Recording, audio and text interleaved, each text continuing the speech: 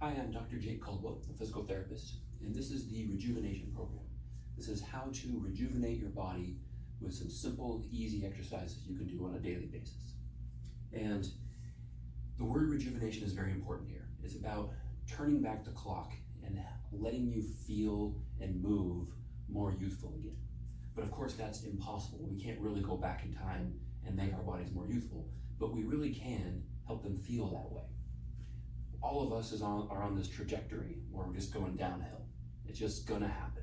If we're at our most youthful and supple when we're first born, and we slowly go down, and 20s and 30s we might stay pretty high, but by 40s it's starting to go down, and 50s, 60s, 70s and beyond, it really goes downhill. And you gotta look at that as that's the potential. We're gonna go downhill. There's no way to stop that. But most of us have fallen off this track and we're way down below. So if here's our potential, like this, we fall off at some point in 20s or 30s or 40s and we fall way below the line where we could be, and we end up being decrepit before our time. So this program is not about magically making us really all the way back up to what youthful and supple would be, but helping us get back up to that potential. So we've fallen off, the rejuvenation program brings us back up to that point. And that's the main idea of the rejuvenation program. So not promising magic, but really bringing us back up to where we could be. That's a very possible thing. Now, the way we do this is called the 3 pillars of health: exercise, diet, and sleep. And all 3 are critical. This video, this seminar is focused on the exercise component of that, but the diet and the sleep are just as important, if not more important. So they're crucial for you to pay attention to also. So I'll briefly talk about those. With diet, we have to understand it's about nourishing the body. And really what we're trying to do with eating in a healthy way is get our nourishment that we need into our blood, so that blood can pump through our whole body and feed all of our tissues. So it goes to the joints, it goes to the muscles, and it gives them what they need to rejuvenate and be as good as they can possibly be. So if you're eating junky food, you can't really rejuvenate the body. No matter how much other stuff you do, if the food going in isn't very good, it's really hard to rejuvenate. And what you really want to focus on here, and this is something that most of us gets wrong, there's people who overeat and end up overstuffing themselves, and that leads to kind of a thick, gross stuff getting into the body, and tons of us have that problem. On the other side is those who undereat, and they're too lean or they're too thin, and they don't have enough going into their body. And very few of us find that middle zone of just a reasonable amount that keeps us rejuvenated, overeat or undereat. And there's a big danger in the undereating category, and I think so much gets talked about on the overeating side that we can really fall into danger of going into the undereating side, where you're not giving yourself enough to rejuvenate. And that's not licensed just to go nuts and eat whatever you want, but you gotta realize not eating enough, not getting enough nourishment makes it impossible to rejuvenate the body, and you will feel terrible. So finding that middle zone is incredibly important. Now, along with that, if you're too big, and that's too big fat or too big muscle, you're overloading your joints in your body. Your tissues can't tolerate that. So someone who overeats and they get really, really large, that's one thing. We all know that's not very good. But if you over-exercise and eat a lot in order to get big and have humongous muscles, you're also overloading your body, and that causes damage too. So we gotta realize there's 2 categories of the too large size, and rejuvenation is about bringing it back to the middle. On the other side, a person who's either too small, they don't have enough muscle on their body, or even too lean, someone who exercises so much that they're super lean or diets so much that they're really lean, it's not giving their body what it needs, first of all, and they're too weak and too frail for their body to stay healthy. You can't exercise, it's easy to hurt yourself in that category. So we need to bring the 2 sides together, and that's an extremely complicated topic that there's no way I could briefly discuss with and have it actually be useful. But I just want to give those 2 sides. Make sure that you realize what side you're on, and let's say you're too large, you need to start eating less. Make sure you don't go so far to the eating less that you end up in this camp, because even months on end where you're eating less than your body needs is not going to let you rejuvenate yourself. So finding that middle ground is the answer. Now when it comes to sleep, sleep is very complicated, but we can certainly keep it a whole lot more simple than make all the things about getting enough sunlight and trying to turn screens off at night. I mean, there's a ton of information out there about how to sleep better. The most important thing is actually taking it seriously and going to bed at a certain time that lets you get 8 to 9 hours of sleep at night. And we have to remember that a lot of us take a long time to fall asleep, so you got to add on for that too. So you got to understand how important sleep is. If you get the exercise, if you eat perfectly, and you have great blood flowing through your body, and you exercise perfectly to pump all that blood into the tissues so that they rejuvenate themselves, that's great, but you need sleep to actually rejuvenate. The rejuvenation happens when you sleep. And so if you're not getting good sleep, none of it can really happen. You're not really going to rejuvenate the body. So you've got to eat well and you've got to sleep well if you want this program to work. So take those two things very seriously while you go through the rest of this material and learn how to do the exercises that I'll recommend. Now this program there's exercises, 10 exercises that we're going to do. Those exercises are less important than the mentality you bring to it. It's the philosophy of that exercise that we're going to talk about now. The why are we exercising? What are we doing when we exercise? If you're not thinking about it very well, you're going to really screw everything up. And so I really need to go through why exercise and how to exercise for a while before we can really go into those 10 exercises. First principle of rejuvenating exercise is use it or lose it, but don't abuse it. So we all know we've got to use our bodies and we have to exercise if we want our body to be healthy. And if you don't do that, we're going to lose it. However, if you overdo it and abuse it, you're going to get in trouble too. And it's a very common problem to, just like with the diet, either under eating or overeating, the same thing happens to us with exercise. So most of us don't exercise enough, and we're in the unfit category, and we're not doing enough to take care of ourselves. The rest of us seem to go the other direction, into doing too much and over-exercising and hurting ourselves. And there's this kind of build-up from being fragile because you're not exercising enough and then getting in trouble, to you could get yourself up to a mild amount of fitness, which is a pretty good spot. It's kind of the rejuvenation area. And you could actually get into a fitness area where you're exercising, but it's still reasonable and you're taking care of yourself, but you're not overdoing it. And then you get up to the athletic level, which is the danger zone of exercise. And we've got to understand that. And then from athletic, because the athletic zone is right on the edge before you fall off into injury land or exhaustion land, fatigue land, which is extremely common. And most of us just bounce back and forth between these. I mean, most people don't do enough. But then they decide, all right, I'm going to get fit. And they go shoof right up the edge and fall off. And part of the problem here is that they are listening to the athletes.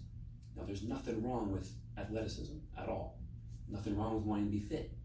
But you got to understand that doing what the professional athletes are doing is not the answer for the rest of us. A professional athlete needs to get up right to the edge and even really past it. They need to reach out to try to get the gold. They have worked, first of all, really hard to get themselves up to where they can do that reasonably safely. But they also understand it's not safe what they're doing. They're not doing this to make their bodies feel good. They're doing this to get the gold. It's a different goal. We need to change our mindset. We are not athletes trying to get the gold. Now, if you are, this is not the program for you, okay? So you shouldn't be watching this. This is for everybody else. For everybody else, rejuvenation should be your goal. Having your body feel good, staying as healthy as you possibly can, having your joints not get injured, having your muscles not be fatigued. That's what we really want. And if you want that, athleticism is not what you're aiming for. And reaching up right to the edge is not what you want to do. You want to stay so far back from that there's no danger of falling off. There's already enough danger in exercise. Just one bad rep can hurt you. You don't want to be doing things that push yourself right to the edge and then pretty much guaranteed to get hurt, which is what training is. The most common way to exercise, we call it training. And it's that 3 days a week, Monday, Wednesday, Friday, lifting schedule, running schedule. Now, the problem with training, let me say it a little differently. Training is the best way to get fit fast and to be at the top of your game as an athlete. I'm not knocking training at all. That is the way to get there, to the top level. It is the terrible idea for the rest of us, because training means work really hard one day, take the next day off. Work really hard the next day, take the next day off. Now, why are you taking that next day off? Because you actually got close to, or even did, overdo it on the training day. You're pushing yourself to the limit on those training days. So you need that day off. But you see how you're basically going from the overdoing it side into the underdoing it side, overdoing it side, underdoing it side. You're bouncing back and forth between the two. That is what you need to do if you want to get crazy fit, or if you want to be on the cover of a magazine, or if you want to be getting the gold. But it's not the thing you want to do if you want to rejuvenate the body. For rejuvenation purposes, we want to stay down closer to the fragile person who doesn't do enough exercise, but do the exercise, do enough. Find that amount, which is what I'm going to show you in this rejuvenation exercise routine. That enough that will help your body, that will gain some fitness, that will keep the body moving without being in danger of falling off. And the way we do that is daily exercise. So instead of training where you go up and down and up and down and up and down, and you push yourself hard and then you take time off, we push ourselves reasonably. Maybe push yourself isn't even the right word. We work ourselves, we do some exercise, and we just keep it there. And it's just every single day, it's the same thing, and you just keep doing it over and over and over again. There's maybe tiny little waves, because one day maybe you do a little more because you're feeling good, but then a little less the next day, but not these big training waves. It's pretty much a flat level thing. What this does is, first of all, it keeps us from going crazy, going up and down all the time. It also allows us to exercise the body every single day, which means pump blood through everything, get blood into the joints, get nourishment into the joints, get the muscles exercising every day so they stay alive and they don't go through the slack off and then overdo it pattern that's so easy to fall into. Now, the other thing about daily exercise is that if you did it one day and you're gonna have to do it again the next day, and then you're gonna have to do it again the next day, you're far less likely to overdo it. You're not gonna do crazy up and down things. You're not gonna overdo your workout because you're gonna do it again the next day. You don't need to get a lot in all at once. Just keep it reasonable over and over and over again. So, try to eliminate the idea of training for your mind. Try to drop the idea that you're an athlete, because you're probably not. Unless you're competing, you're really not an athlete. You're trying to take care of your body. You're gonna have to ignore all the programs out there that are trying to get you to train and trying to get you really fit and trying to get you up to the edge. You gotta stop listening to that and start thinking about, how can I take care of my body in a reasonable way? Now, let me give you the real definition of daily exercise. What I mean by daily exercise is really 5 days a week. If you're doing it at least 5 days a week, you're really doing daily exercise. If you start getting less than that, it starts heading towards training. So you really want at least 5 days. Do we really want to have 7 days? It's just not reasonable. People's lives don't allow for that. Everyone needs a day off every now and then. And what I suggest is that we take one day off a week. Let's say Sundays is your day off. And what I mean by day off is still take a walk, still be reasonably active, but don't do the workout itself. So one day off in there. And that's kind of a consistent day off. And then you have a floating day off too. If you're tired one day or busy one day, you just take that day off also. Again, try to walk, still get some movement in there, but don't do the whole workout. But you want at least 5 days, 6 days would be great. So I do 7 days fairly routinely, but you don't want to start dropping off days all over the place. But you also don't want to feel guilty if you're not doing it 7 days a week. 5 is really, really useful and good. So daily exercise really means a reasonable amount, which is about 5 days a week. Now, the key to rejuvenating the body is to do all the exercises, all the movements that your body needs to do on a daily basis. And what this means is to work everything, to have your hand muscles and your thigh muscles and your low back muscles, and to have all the joints bending and moving through their full range of motion in a reasonable way. Now, to really do what our body is built to do on a daily basis, to be active, to be doing manual labor kind of activities, And because we don't have manual labor in our lives anymore, we're not out shoveling all day, we're not hunting and gathering, we need to mimic those things in our exercise routine.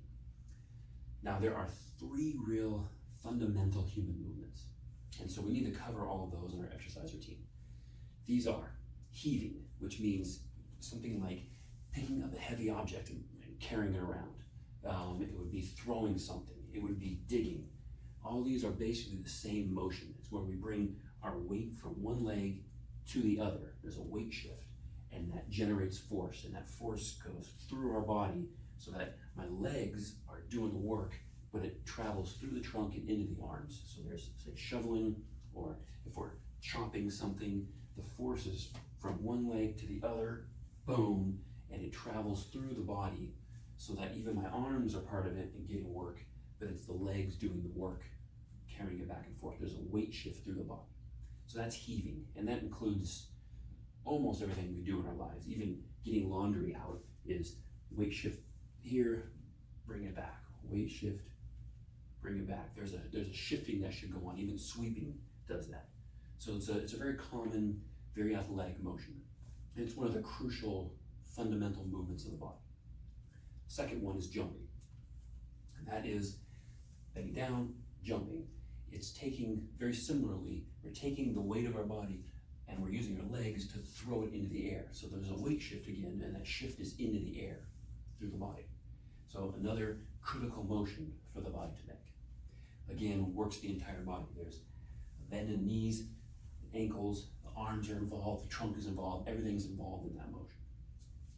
And then there's running.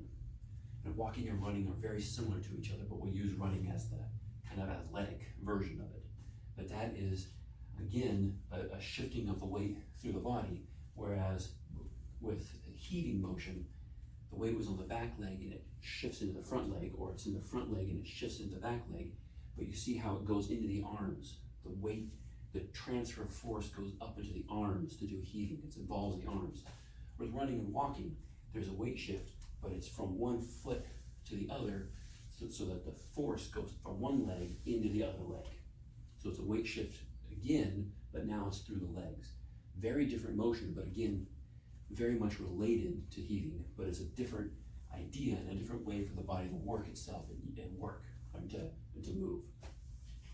So, heaving things, jumping, and running. Really, we could just do those 3 exercises and we'd be fine. Now, the problem with that is that all 3 of those are violent exercises. And I mean violent not in a negative way. They involve high speed and high force. The likelihood of getting hurt with those 3 things is extremely high. They're fairly athletic motions, or not just fairly, they are the athletic motions. If we're doing those things, we're likely to get hurt. Doesn't mean they're bad, it just means that that's way up the scale. So what we want to do is, if we can do those exercises safely, great, we're going to use those 3. But what we can do is break them down into their component parts so that we have an easier time, a less aggressive approach of doing exercises that still gives us all the motions we need, but it might take a few more exercises to get it done. But now we've got a safe, gentle way of doing it. So we're gonna go from kind of violent exercises, those 3, to break them down into their component parts, still good exercises, but now more in the gentle zone, where they're far less likely to give us injuries, and we can still do them and get the whole body covered, get all the motions and exercises that we need. So all our joints, all our tissues are getting what they need. Just as an example, jumping, the main 2 parts of a jump is that there's this hip snap, which is a motion of bringing the hips through, so they're bent and they come forward. Well, that is very much like a bridge, which is one of the exercises we'll do, where you're face up like this, knees are bent, and you bring the hips through.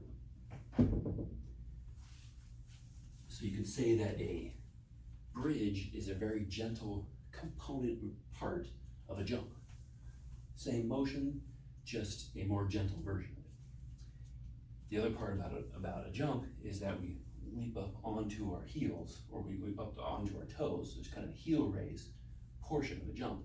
And so heel raises, just lifting up into the toes, would be the other main component part to a jump. So we can break jumps down into bridges and heel raises, and now we're covering what we would get from a jump, or at least most of what we would get from a jump, without having to do the violence of jumping and landing, which can cause very easily cause injuries. So we're going to break those three, heaving, jumping, and running, down to the easier component parts that are gentle, that will allow us to get what we need without really risking major injuries. Another major principle of rejuvenating exercise is that health abhors sudden change. This is a quote from Hippocrates from 460 BC, that our bodies do not like sudden change. Big weather pattern shifts can get us in trouble. Going and significantly changing your diet from one way of eating to another drastically, rapidly, can make terrible digestive upsets. So they noticed this a long time ago. Health abhors sudden change. Now, the way we apply this in rejuvenating exercise is that you need to make progress slowly over time, intentionally slowly. So any exercises you're doing, if you're doing 3 reps of it right now, don't go from 3 to 10, go from 3 to 4. If you're lifting a weight and you're doing 5 pounds, don't go from 5 to 15, go from 5 to 10, or even 5 to 6 if you can. The tiniest changes possible are going to reduce the chances of getting injured dramatically. So, tiniest changes that you possibly can make. This also means go intentionally slow. So, if you're going to do a weightlifting exercise, instead of, grab my stick here, instead of going quick on these, go intentionally slow, slower than you need to, in order to actually get the right tissues exercised. It's so easy to go fast and miss what we're trying to do. There's nothing wrong with fast exercise, but with rejuvenation, we want to intentionally go slower than we need to in order to really get the full effect and in order to reduce any dangers that come from this. Same thing goes with running, or for any sort of fast exercise, endurance exercise. Go intentionally slower than you know you could. If you could run a 6-minute mile, run a 6-minute and 30-second mile. If you know you could walk at a 15-minute mile pace, walk at a 16-minute mile pace, a little slower than you know you could in order to reduce injuries. You still get almost all the same effect, but your injury rate goes dramatically down. Now, this principle also applies to warming up and cooling down for exercise. It's always important to warm up, then do your exercise, and then cool down. Always have that warm up and the cool down. Now, so any sort of really well thought through or well planned out workout is always going to have a really good warm up, then it'll have a workout, and then it'll have a cool down. With rejuvenation, we're going to actually take out the workout part. We don't need it. What we need is a good warm up and then a good cool down. The warm up itself, if you do it right, is going to get the blood pumping through all the tissues. It's going to get all the joints moving. It's going to give you all the movements that you need. And then all you need to do from there is cool down. We didn't actually have to do the workout part where you get the real exercise in. Leave that for later. Leave that for when you're trying to get fit and when you're leaving the rejuvenation zone.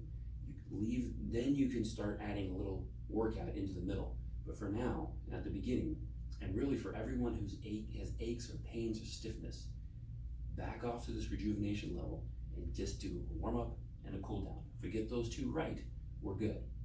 So you'll see that the rejuvenation workout is a warm up. That's really what it is. It's a good, solid warm up, and then we're done. Probably the most important principle of rejuvenation is to pay attention to your body when you're exercising. Really, the whole point of doing this is that we're paying attention to our bodies.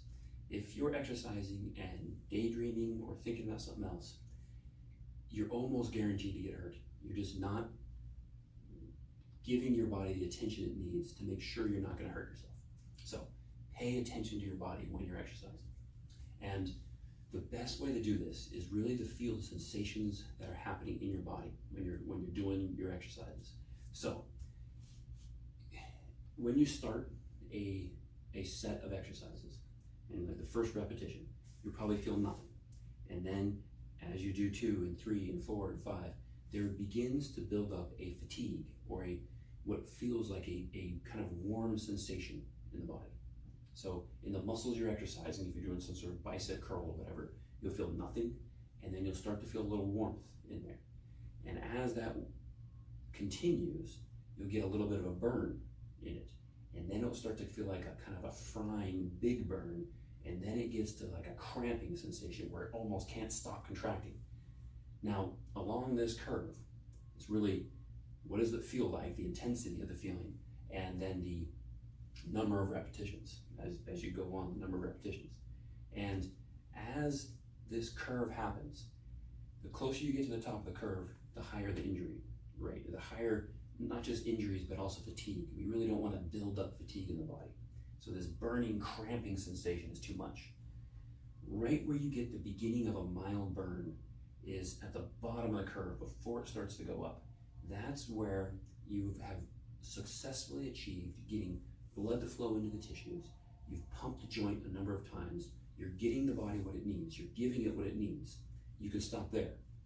Right at the bottom, right? The feeling of a mild burn, like you're beginning to work the area, but you're not working it. You only feel like you're working it when you go past that, but now the injury potential goes up dramatically. So we want to stop at the beginning of a burn. So what we want to do is get our workouts set up so that we don't get to a burn right at the beginning, and we don't have to go into 1,000 repetitions to get there. We want to find a way to have it be right around 10 reps. 10 reps is a really nice magic number that if we get a mild burn at 10 reps, we're really getting what we want to get. And the reason 10 repetitions, so doing 1, 2, 3, 4, doing 10 repetitions per set, the reason that that is a good number to pick is that the amount of resistance that you need to put on an exercise to get a burn by 5 reps, there's a lot of resistance. You need to really load it up heavy to have yourself feel like after 5, you've got a burn in there. So it takes so much weight that the likelihood of straining yourself is fairly high. So danger of straining, pretty high with a lower repetition thing like 5 repetitions. If you go the other side to say 15 or 20 repetitions, very low weight, so the danger of straining yourself is very low, but the danger of fatiguing yourself is now very high. If you're doing a whole bunch of repetitions, it's really easy to do too many and get a fatigue situation going on where you have this like every day there's this kind of achy thing that you just feel like you need to stretch, but it won't stretch out. That danger goes up. So you have the strain danger starting high and going down with more repetitions, and you have the fatigue danger starting low and going up with more repetitions. There's a sweet spot at where the risk of straining is fairly low and the risk of fatiguing is fairly low, and that's right around 10 repetitions. And we'll say 8 to 12, somewhere in that 8 to 12 range. That's the best place to aim for with rejuvenation, if that's your goal, to get the body warmed up and feeling good and becoming more supple and gaining a little bit of strength, getting what it needs in order to feel better. Now, just so I'm clear, I have nothing against doing higher repetitions. Higher repetitions have a really good use, just not for rejuvenation. I'm definitely not against low repetitions. The 5 repetition zone is by far the most effective way of getting strong and getting strong fast. Very useful way of exercising. Nothing against it, but especially if your aim is athleticism and high levels of fitness. But if you want your body to feel good, 10 is the right zone. So I'm not knocking either one of these, telling you not to do them. I'm telling you not to do them if your goal is rejuvenation. So 10 repetitions is where we want to stick with. And if 10 repetitions doesn't give you, if by 10 reps you don't have that mild burn, then it's time to add a little resistance. So if you're doing a rowing exercise and 10 doesn't give you anything, then it's time to put weight on the bar and add a little bit of weight so that by 10 you do have the sense that you're actually exercising your tissues. We can kind of summarize all the principles of rejuvenating exercise by aiming at the concept of blood. You want to think about and feel the movement of blood through your body when you're exercising. If that is what you're focused on when you exercise, the movement of blood getting into the tissues that you're right then targeting, then you're gonna have a much safer, more effective, and more rejuvenating exercise. Anything else on your mind, any other focus is gonna get you in trouble. I'll give you an example. If you're thinking about getting stronger, you will get stronger, but you'll also strain yourself, almost for sure. It's like if you pick up a stick, you're picking up both ends of the stick. Strength and strain, they come together. Same thing if you're going after endurance and want to become able to run faster. If it's some sort of goal like that, you pick up the stick, you're gonna be able to run faster, but you're also gonna get fatigued. They come together. You can't aim at running faster or being more enduring and not also get fatigue. Same thing with flexibility. If your aim is to get more flexible, you will guaranteed to overstretch yourself and get hurt. So many people do this to themselves. They stretch. They want more hamstring strength or more hamstring flexibility. So they stretch, and they end up straining a muscle and end up worse than they were before. This happens all the time. I've had people where I don't see them for a year in between the session. They come in and I measure their hamstring length to see how flexible they are. They're gonna work on that for a whole year. And they come back and see me a year later and they're tighter than they were before. And it's because they were straining so hard to make gains in their flexibility that they actually hurt their muscles and got tighter over time. So aiming at anything other than blood and the feeling of a flush through the tissues and warmth of the tissues and taking care of the tissues, any other aim is gonna get you in trouble. Yes, it will get you faster to the fitness and faster to athleticism, but you'll fall off the cliff and get hurt. So I'm trying to aim you at blood is the key to staying in the gentle zone that actually will rejuvenate the body. Along with that, aiming at blood is the idea that rejuvenation is what you actually desire. I'm gonna try to convince you that that's what you really want. But the only people who are really gonna go for rejuvenation, gonna actually follow through with this program, are those people who feel decrepit. That is not a word that people like to hear, decrepit. It sounds like old age, and it is kind of old age, but it sounds negative, and it is negative. But you're only going to be motivated enough to do rejuvenation and to focus on blood if you're feeling decrepit. You need to have that sense in your body. If you don't feel like you're stiffer than you should be, or something doesn't move quite right, or you're imbalanced in some way, or something's off, you're not gonna follow through on rejuvenation. You're just not gonna do it. You're gonna aim for fitness or aim for something else. You need to have that sense of feeling decrepit. You need to kind of sit for a while and reflect. Do you actually feel decrepit? Do you feel like you're older than your body actually is? And if that's the case, then rejuvenation is for you. And that means blood should be the focus. A nice pumping of blood through the body is the answer to that feeling of being decrepit. If you don't feel that, there's not really a point of going for rejuvenation because you're not gonna follow through on it. But I wanna try to convince you that you probably do feel decrepit. You first of all would not be watching this unless you did. You more than likely have some ache or pain in your body right now that is kind of nagging and not going away, and that's haunting you, or else you never would have watched this in the first place. So if those things are happening to you, if you're feeling stiff in some way, or one side feels stronger but the other one doesn't, or you feel imbalanced, there's just something not quite right, that's the feeling of being decrepit. You gotta kind of name it that. Kind of get that sense. It's not a good sense of feeling like you're kind of broken, but you need that to motivate you and to keep you focused on the rejuvenation. And to then, when you're exercising, instead of going straight into, I'm gonna get stronger, I'm gonna get more fit, I'm gonna be more of an athlete, I'm gonna lose weight, all those things, if you can take those out and go, I'm gonna take care of my body, I'm gonna pay attention to my body, and I'm gonna pump blood through the tissues, I'm gonna pump my joints, I'm gonna move everything the way it wants to be moved so that it can actually rejuvenate itself, then you're actually gonna get what you want. And instead of falling off the cliff and being way down here, it's gonna bring you back up to where you could be on this rejuvenation curve. We are ready now to start talking about the actual rejuvenation workout itself, how to go through this, what the exercises are, and how you should do them.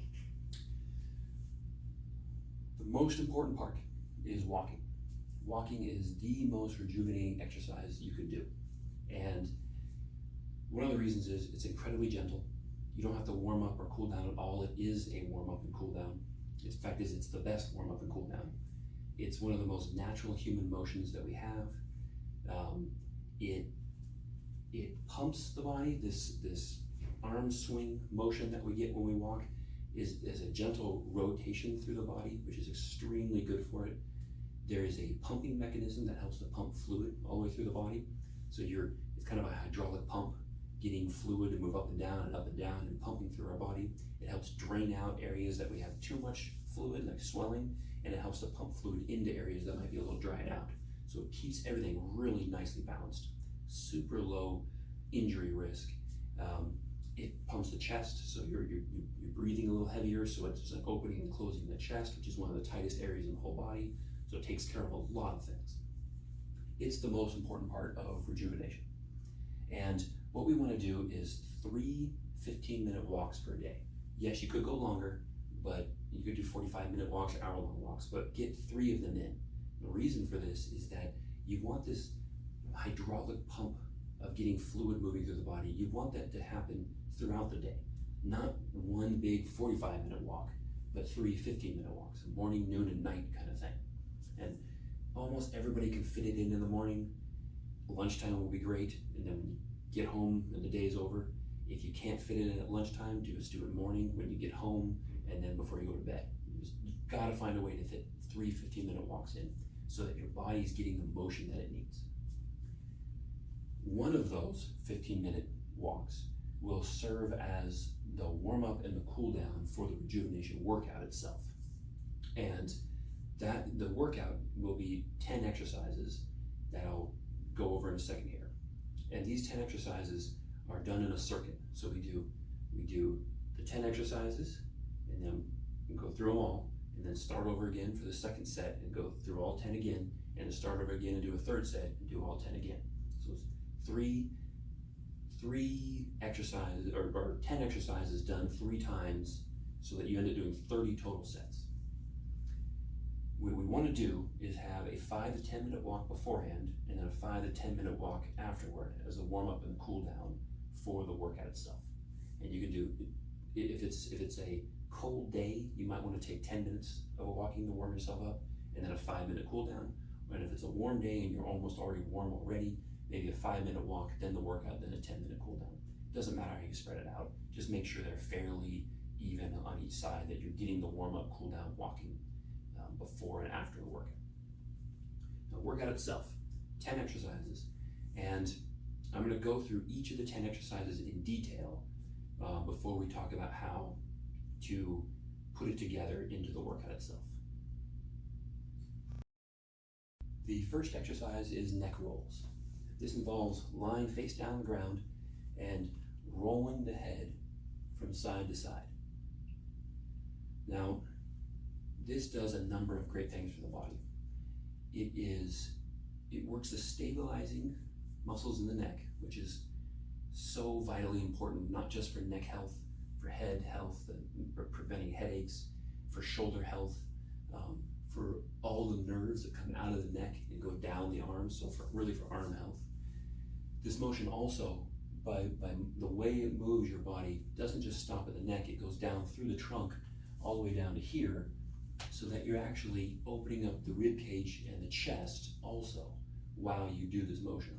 So it's an extremely valuable exercise, and it's safe for just about everyone to do as long as you follow the instructions on this. So we're going to be lying face down, forehead on the ground. You have to tuck your chin enough that your nose doesn't get crushed. So a little bit of a chin tuck. And then you are rolling your head from side to side. The rolling motion it's very important that you're not sliding your head like this. It's a rolling of the head. And you roll roll towards one ear and then towards the other. And the idea is that full range of motion would be able to roll your head all the way that you're on the left ear, and then all the way you're on the right ear, and then all the way to the left ear, and all the way to the right ear. Very few people can do that, and the great news is that you don't need the full range to do this. Even 1 millimeter each direction will still exercise the muscles, and even just being in the position itself will work the stabilizing muscles. And so even if you can't move at all in that position, you can just rest in that position, and you can imagine yourself rolling your head, and that will work the muscles enough to start to build up what we need in here to give you that stability. So this is a great way of preventing neck pain, but lots of other stuff. I will demonstrate it now. I can't talk when I'm face down, so just have to watch.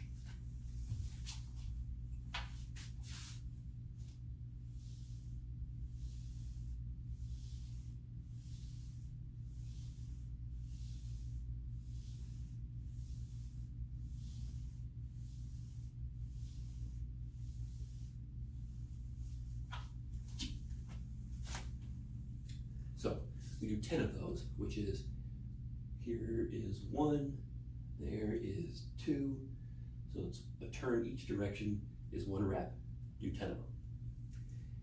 Only go as far as you comfortably can. There should be no straining and no pain.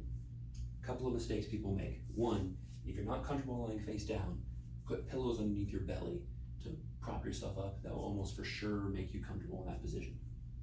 Arm position is pretty important.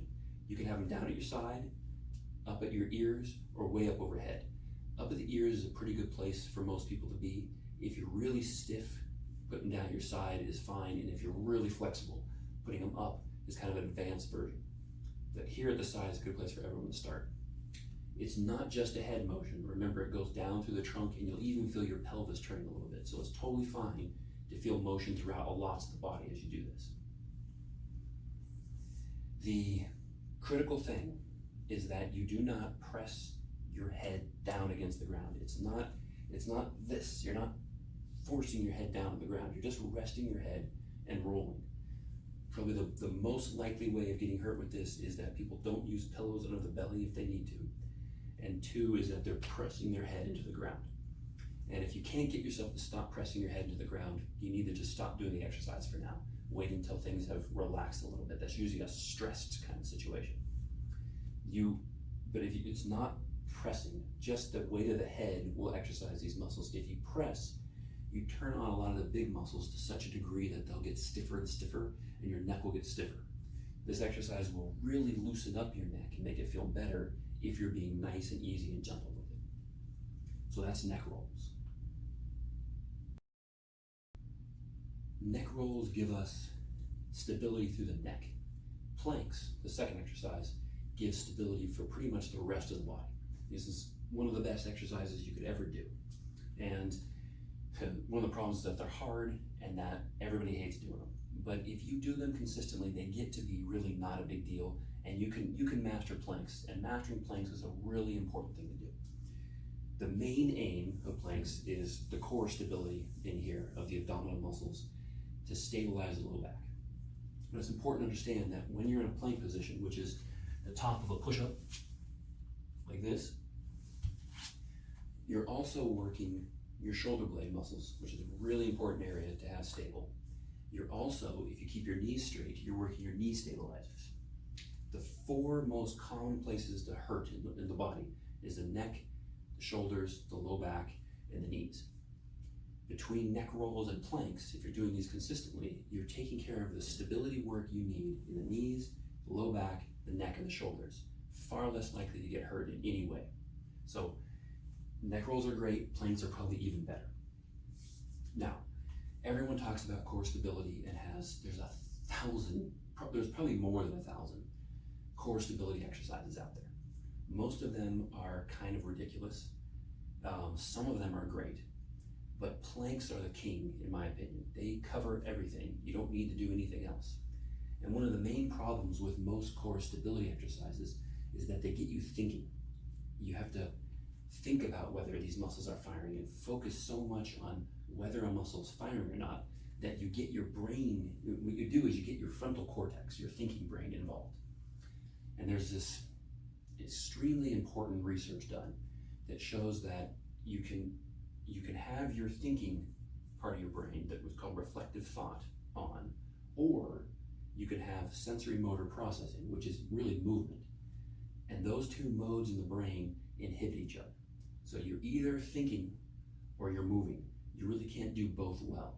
So the more you're sitting here thinking about whether you have core stability and whether you're doing an exercise right, the more you're in reflective thought and the more you turn off your sensory motor processing, and the worse you're going to move, and the less likely you are to actually be getting what we want from the body. If instead you focus on the feeling in the body, you turn off reflective thought and you're over here in the feeling of the body, that is going to get you what you want. So, and every good coach knows this. Every good coach doesn't sit there and talk so much that their students and their players get locked up in the head and kind of freeze up on the court. Instead, they give one quick cue that makes the person say, drop down into the ready position. And that changes everything for the person. So the great coaches know this. They put a person into the sensory motor processing and they start to feel their body and they get in their body.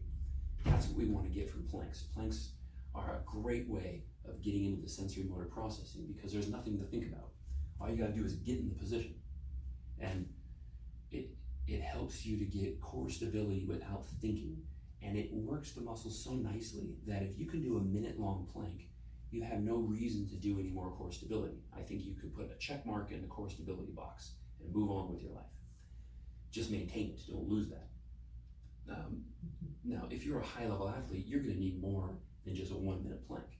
But if you're just an average person living an average, normal, routine, active life, 1 minute plank is enough. You don't need to be doing more than that. So let me demonstrate it. So you're in this position, it's like the top of a push-up. The critical thing is not to have the butt up in the air. If you lift your butt up in the air, you're turning on a whole bunch of different muscles, the ones we don't want to be working right now, and really turning off the abdominal muscles, which is what we really want to focus on. So you want to be straight. And if you can't be straight or you're not sure, you can even sag a little bit. Don't sag a ton, so like way down here. But you can even sag a little bit. That's just going to work your abdominal muscles even harder. But straight would be best. A little bit of sag is okay. And you just hold this position. Have your head down, looking at the ground. Don't have it up here. Try to keep the knees straight and just hold this position. And we're counting for 20 seconds holding that position. And we're going to do, since we do each of these exercises 3 times, you're doing 20 seconds, 20 seconds, 20 seconds. You're going to end up with a minute-long plank total during this. So those planks will build up the real stability that you need and give you a nice, solid abdominal strength and shoulder strength and knee strength. Now, some people, that is too hard.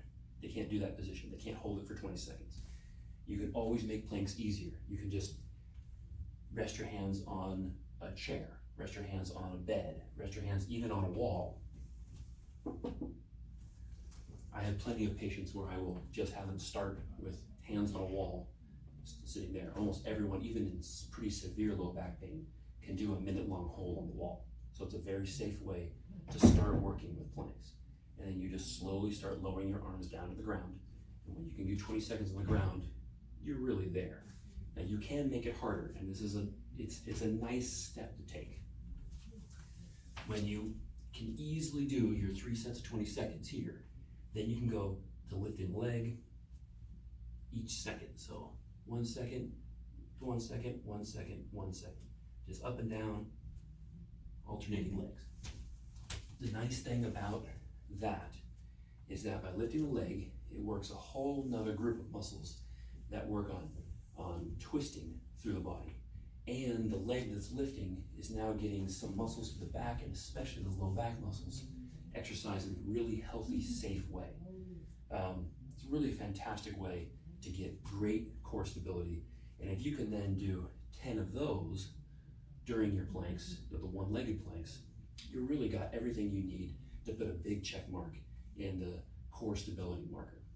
So planks are great, and between neck rolls and planks, you've got really all the stability work that you need. Our third exercise is bridges. We talked a bit about these already. This is the hip drive motion. This is using the glutes and the hamstring muscles to drive force through the body. There's really nothing more important than that motion. That is where our power should come from. If you have the hip drive, if you have solid muscles there, it's extremely hard to hurt yourself other places. The knees, the ankles have to work a lot less, especially the low back, but it even goes all the way up into the shoulders and the arms. Because if you're doing something, if you're throwing something, and the power is not coming through the hips, you gotta make up for it somewhere else, and you're gonna overhurt, and you're gonna tweak your shoulder or tweak something. If you're just getting laundry out of something and the power isn't coming from the hips to do this motion, you're gonna be overloading the low back or the upper back of the shoulders, or the neck's gonna get crunched, or the knees are gonna get tweaked. There's just so many things that go wrong without this area. People call it the posterior chain, which means the back of the body and the chain of muscles that actually do this work for us. The critical ones are these muscles here, and having the ability to actually open up the hips all the way, to come forward and be straight through here, to have that full range of motion. This is what bridges do in an incredibly safe and effective way. So, the way to do bridges is you lie face up, knees bent comfortably. It doesn't matter. You can put them way out if you want. You can put them really tight if you want. Just whatever's comfortable. Find that comfortable spot for your legs. I like to have people put their arms up in the air so that you're not tempted to push with your arms. So it becomes a leg exercise only. And then you just lift the hips up, bring it back down. Lift the hips up, bring it back down. Lift the hips up, and bring it back down. And what we want is this full opening through here. That's the critical moment right there at the very top. That last inch is what matters. And I do not believe anybody should do any sort of real athletic exercise, deadlifting, kettlebell workouts, running, jumping, even really just day-to-day tasks like laundry. You really shouldn't be doing that stuff unless you have that last inch, that full opening through the hips.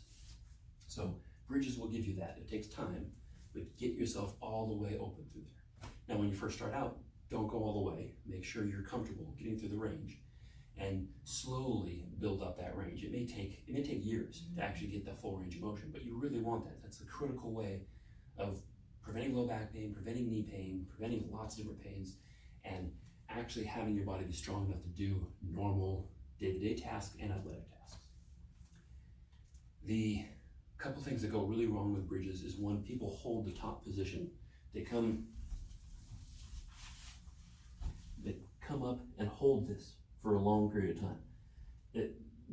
All that does is cause hamstring cramps. I don't see any benefit to it. So just get up there and get back down. Get up there and get back down. There's no reason to hold it. Lots of people will advance this exercise to single leg bridges. I won't even demonstrate it because it causes so many hamstring cramps that I don't understand why anyone would do that.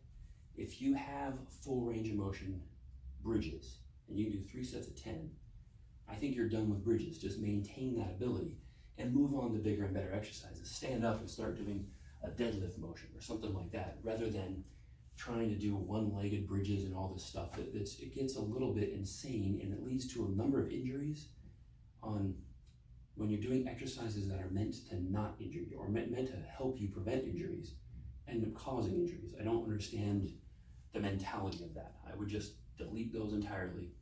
If you can do full range of motion bridges, great. 3 sets of 10, great. And move on to bigger and better things, such as deadlifts, which are one of the best exercises in the world, and I'll just demonstrate. These are not part of the Rejuvenation basic program, but more advanced versions will include deadlifts. But it's where bridges build to, would be standing above the weight, bending down, and standing up, so that you can see that bottom of a bridge, top of a bridge. But it's a weightlifting motion, strengthening those muscles in a more useful real life setting. But you gotta have that full range, otherwise you're gonna get hurt.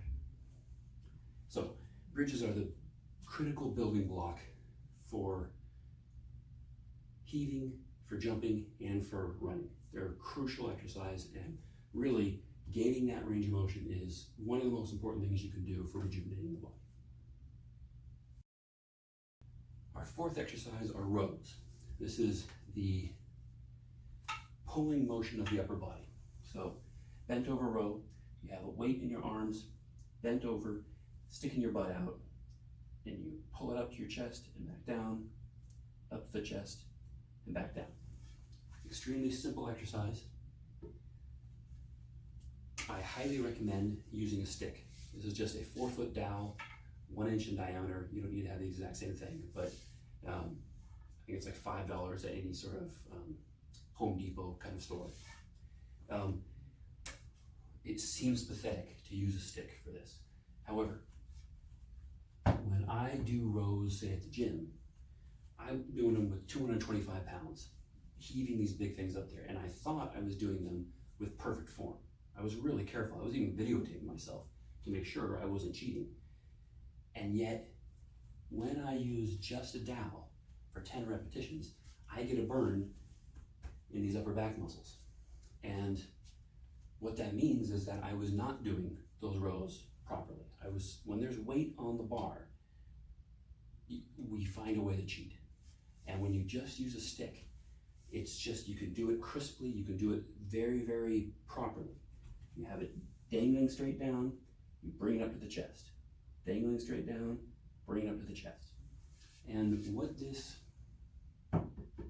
does, it works a number of muscles in the arms, but the biggest thing it does is back here, the upper back muscles, primarily the rhomboids and the middle trapezius.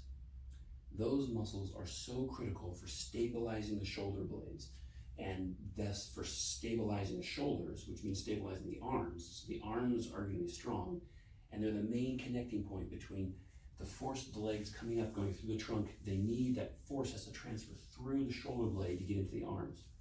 Those muscles are so weak on so many of us, it's really pathetic. It's this kind of thing, this hunched over bad posture situation. It's largely driven by the fact that we just don't ever use these muscles. They don't have a chance to actually do their job and just to hold us in position. Bent over rows do that for us. Just a dowel does that for just about everybody. I've had actually very fit people, high-level athletes, actually get a burn, if I force them to be honest, with a stick. Now, of course, if once you've been doing 3 sets 10 for a while, you won't feel anything in there. Then it's time to start adding weight. But that gets a little tricky, and it's really for a different seminar, because this position here, bent over row, is a great, very safe thing to do when you have barely any weight that you're using.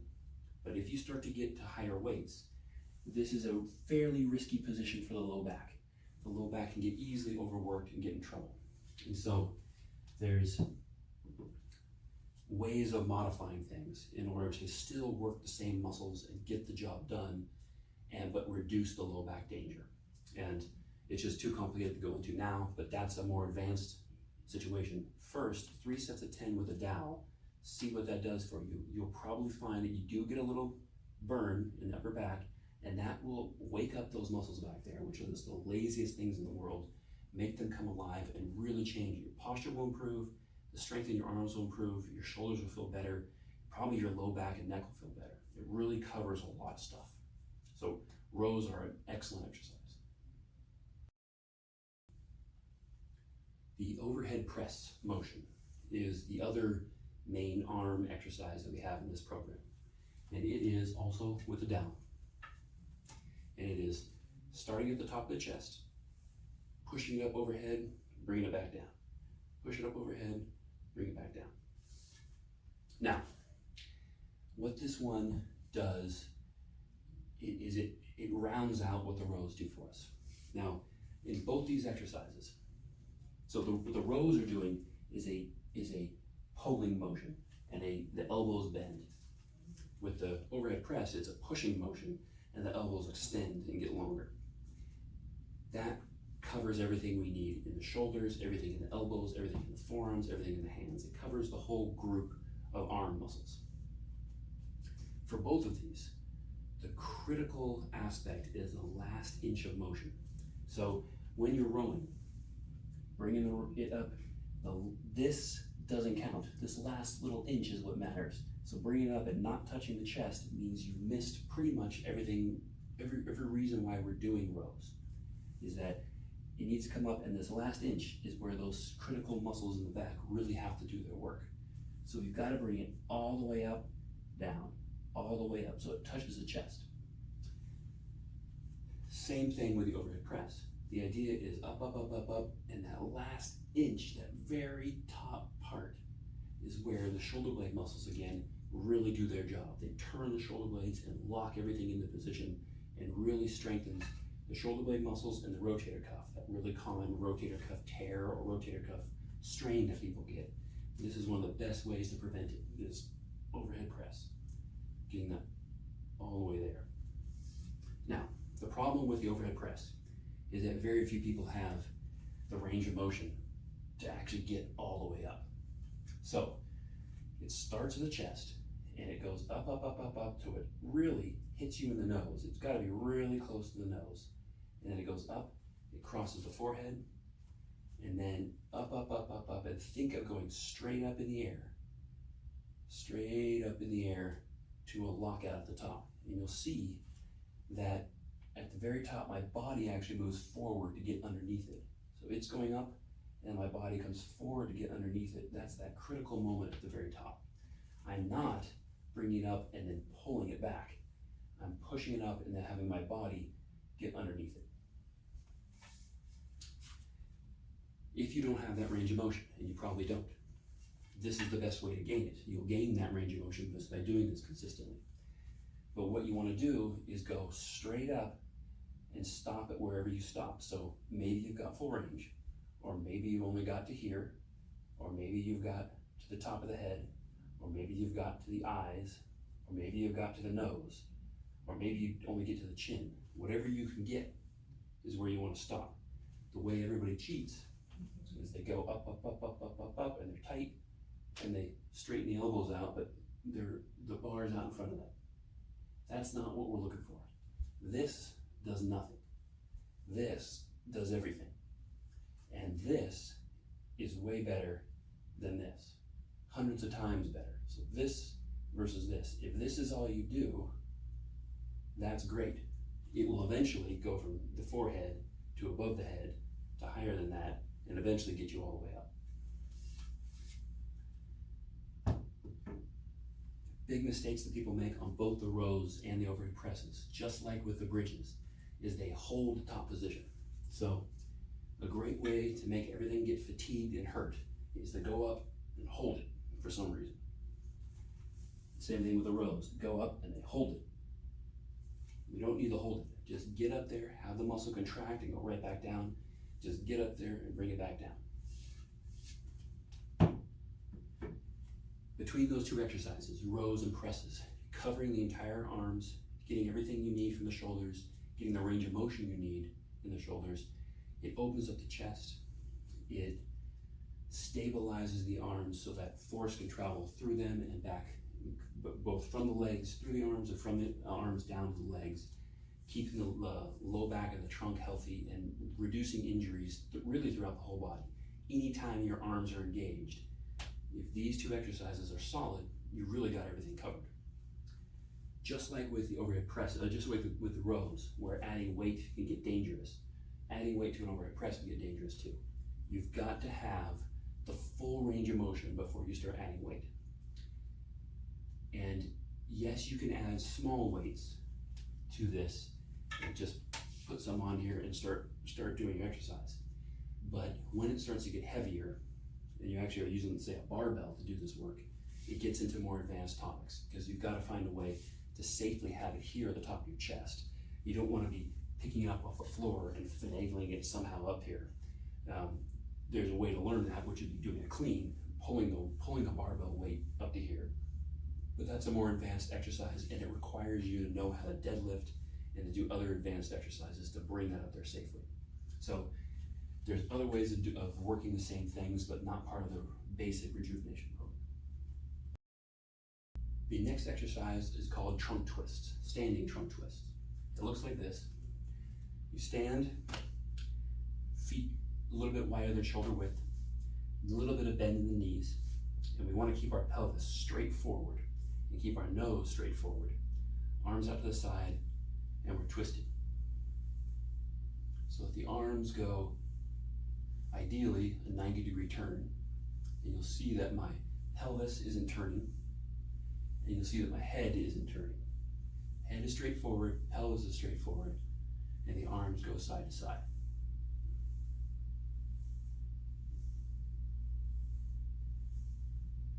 Now this is a fantastic exercise and incredibly overlooked, because what it does is works the twisting of the trunk, which is just not exercised in most cases. The people who run consistently don't get enough twisting through the trunk. People who lift weights all the time don't have enough twisting in the trunk. It's just not a motion that they're using enough. And you gotta understand that this is something we use all the time in real life, day-to-day activities, or what I mean by that is manual labor and athletic things. So I remember when I was 20, I was in fantastic shape, I was exercising all the time, but I wasn't doing any sort of trunk twisting and stuff. And I went out and played a pickup game of football where you do twist a lot, and I could barely move 3 or 4 days later. I mean, it was almost a week where I could barely move my whole body because my trunk wasn't used to twisting, and all of a sudden I went and twisted it, and I was only 20 years old. So imagine someone who's 40 or 50 who's not turning their trunk on a regular basis, who goes out and does something like that. You get in big trouble, and oftentimes they'll throw out a low back and it will last for months or years. Same thing happens to people when they suddenly decide they need to clean their house. They just start sweeping. And it's such a common thing to brutalize the low back doing something like that, because all of a sudden you're twisting through the trunk and you're not used to doing this. And that twist, you're okay usually that day. You wake up the next day and your spine is just locked up. Same thing with getting the laundry out. If you had kind of a couple loads you had to do or something like that, and there's that twisting motion through the trunk, if you're not used to it, you get in big trouble. And it's so easy to have your spine stay ready for that kind of stuff. Trunk twists are the thing. If you feet solid on the ground, a little bit of knee bend helps to stabilize the pelvis. Really want that pelvis pointing straight forward, keeping the nose straight forward, and then twist. And it's tempting to get it into kind of a momentum exercise where you're really flinging it back and forth. There's nothing wrong with that, only it increases the risk of injury. So especially for the first few months of this, make it very slow and just get your body used to the twisting. And probably, I'm close to 90 degrees on my turns here, but you're gonna be more like maybe 60-degree turns here, or you might be only 30-degree turns here, or it might be even less than that, where you're kind of starting here and just turning a little bit each direction. Whatever you've got, it works. So just as you slowly build up, you'll see that, oh, now I'm turning further, and all of a sudden you're at 90 degrees after a couple months of doing this, and you've really made some really huge strides in the health of your spine. And it's not just your spine, this does a lot of things, but it's great for the shoulders and opening the shoulders up as well. Very, very good for the neck also. With the neck staying forward, you're actually turning your body underneath it. You're actually turning your neck then. So it's as if you're turning your neck side to side, because it's forward, the trunk turning, you're getting that motion. So this is a critical exercise that does a lot for the body, and it's probably not part of something you're doing routinely right now, which will really help rejuvenate your body, but also could be dangerous. So keep it gentle. You're way better off, remember that, progress slowly. You're way better off doing 15 degrees on the first day and actually getting to 60 degrees at some point, rather than just hammering away at 70 degrees and hurting yourself right at the beginning. So, great exercise. Our 7th exercise is heel raises. This is one of the most simple exercises in the world. Everybody's done them, but not doing them often enough to really have them pay off the way they can. It's really simple. You just go from flat-footed to up on the toes and back down, up on the toes and back down. Use the wall for balance if you need to. It's very useful because this is not a balance exercise. So you just up on the toes and back down, up on the toes and back down. Now, the calves are arguably the most important muscle in the whole body. And that's what this exercise works. They are constantly on all day. If you're standing and even if you're sitting, your calves are on, holding you up. They are our critical defense against falling. They're what keep our entire bodies balancing on top of these shin bones down here, and it's the calves that are holding them up and keeping them from falling down. They control the position of our foot and then the position of our entire body on top of our foot. So foot problems, ankle problems, significantly knee problems, and really, because of that, anything up through the entire body can be caused by heel problems, or by calf weakness or lack of coordination or tension, tightness. This exercise is so important for giving the calves what they need. So not only does it pump blood into them and keeps them kind of alive and helps gently strengthen them, but it can also work as one of the best flexibility and increasing suppleness for the calves of any option you have out there. The calves are one of the most notoriously tight muscles in the whole body. Almost everybody has tight calves, and almost everybody stretches their calves. But the problem is hardly anybody ever makes any progress. I could put my foot up here at a 30-degree angle, put my whole body against the wall. So that is really nice full range of motion of the calves right there. There's really no calf tightness that I have. And I never do that stretch. I don't stretch my calves. So why are my calves this supple? Why are they this flexible? Because I strengthen them all the time. I do heel raises daily. The reason that calves tighten up is that we're not exercising them enough. They're not strong enough. We're sitting too much and we're not doing enough activity that the calves get weak. When the calves are weak and we're asking them to exercise gently all the time, but they're not in shape, they end up getting tight. They tighten up to protect us. So the most important thing you can do to have more suppleness in your calves is actually to strengthen them, not stretch them. Stretching them, all it does is take away some of the tension, but they're so weak, they're gonna tighten up again. If you strengthen them, you're gonna get a lot more out of them. Now the best thing to do, once you can do 3 sets of 10, no problem, normal calf raises, is then elevate yourself up on a block, like the edge of a step, so that your toes are on the block and you can let your heel drop down and then come back up, and then drop down and then come back up. So you're actually going into a mild stretch as you come down and then back up, mild stretch and back up. What that does is stretches the calves, but strengthens them through that stretch. So they're actually getting stronger as they stretch. That's what they need. They need the strength to actually control this range of motion so that you can they'll stay supple and open up for you if there's enough strength to control that range of motion. This is what heel raises do for you. Totally bring your calves back alive. And if the calves come back alive, everything else in the body has a chance. Without the calves getting stronger and more supple, other tensions and weaknesses in the body will just persist because you don't have the base of support that you need. This is the number one thing for that base of support, and arguably the most important exercise. Pretty much all 10 of these exercises, I could argue fairly convincingly for you that this is the number one most important exercise. But these maybe win as far as being the number one most important exercise. So heel raises, just do them. It's just not that hard. It doesn't take very long. The way that most people cheat on this is just they use momentum. They're just bouncing up and down. That's just waste of time. So don't waste your time. Do 10 solid up and down motions. Lots of people will then advance to single leg heel raises where they're on one foot and going up and down. I used to recommend that to people, but I've had too many people hurt by those. And the more I think it through, it is not an actual thing that we normally do in our day-to-day lives. It's a lot like doing single leg bridges that I talked about earlier. It's just not the right thing. It's not that useful.